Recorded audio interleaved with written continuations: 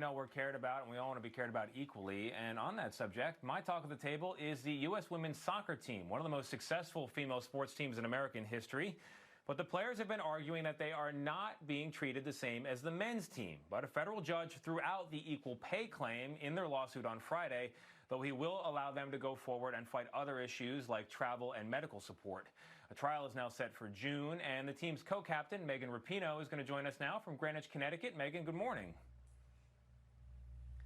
Good morning. How are you doing? We're doing all right. We appreciate you continuing to come on and talk about this case so publicly and being so transparent about it. I think the first question has to be, this has been a 4-year fight. You were asking for $67 million in back pay at a minimum, and the judge said, nope, threw the whole thing out. What's your reaction? I mean, shocked, to be honest, very shocked. And of course, disappointed in this. I didn't feel like the ruling really captured the heart of what we're after.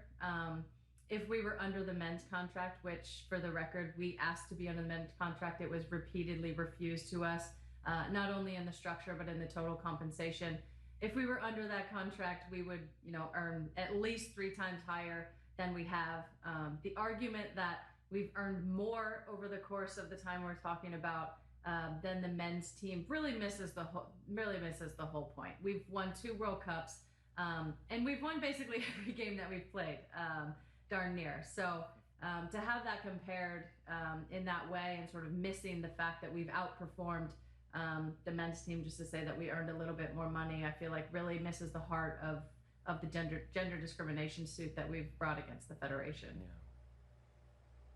Well, Megan, you touch on a really important point here that is central to the judge's argument in dismissing the pay portion of this. And neither one of us are lawyers, but I think as a matter of public argument, we can understand this. The judge is saying that the women could have negotiated a different contract but chose not to, and the men negotiated the one that they did. So you can't now go back and say, hey, we wish we had done it differently. That's his position. What's your response to that?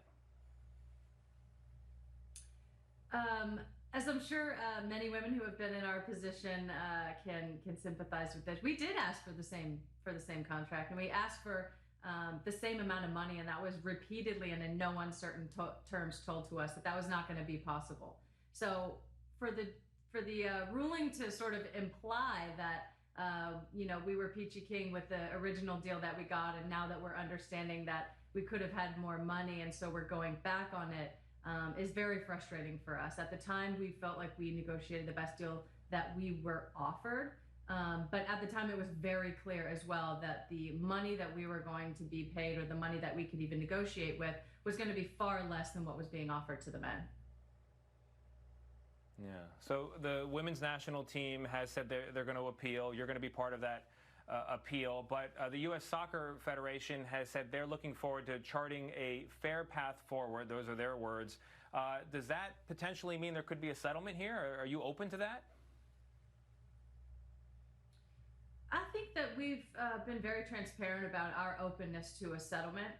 Ultimately, what we want to get to is something that's fair and equal. And if that comes in the form of a settlement, we are definitely open to that. I don't think anybody is dying to go into litigation or go to trial or go through a lawsuit. It's been a very arduous process for us as players.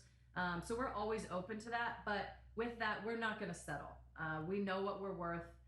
We feel very strong in our case, even with this ruling, maybe even stronger now. So a settlement is always on the table. We'll always have open ears to that, but it'll be nothing less than equal. Yeah.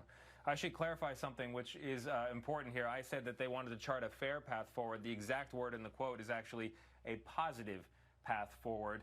On that front, in these 4 years you've been having this fight, there have been changes atop the leadership structure of U.S. soccer. There's now a new president, Cindy Cohn. She's a former member of the women's national team.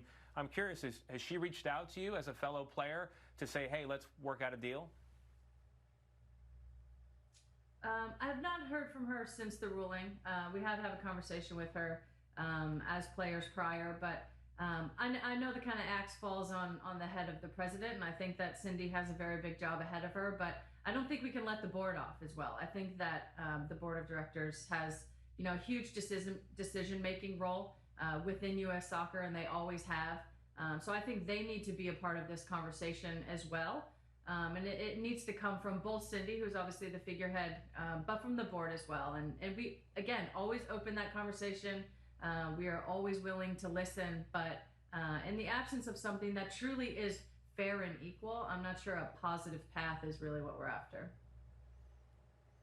Yeah. Former Vice President Joe Biden, leading contender for the Democratic presidential nomination, has voiced his support for your position, saying if he's president, or when he's president, he will push the Equal Pay Initiative. Is he part of your plan going forward? And speaking of your alliance with him, I am curious, you appeared with him in a video interview just a day before he appeared on Morning Joe to address for the first time the Tara Reade allegations.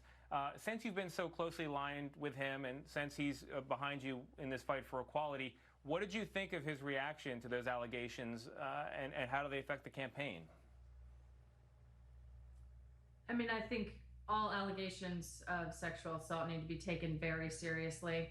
I welcome the media talking about it and welcome a full investigation. I think that any woman who comes forward deserves that. In terms of his support for the lawsuit, we welcome any and all support for both sides of the aisle. And we have had a lot of support on both sides of the aisle across the political spectrum about this. I think that this issue goes beyond politics.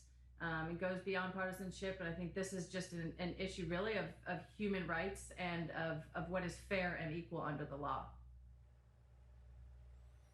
All right, Megan Rapinoe, thank you again for coming on to talk about this issue. We will have you on for the next chapter. Appreciate it.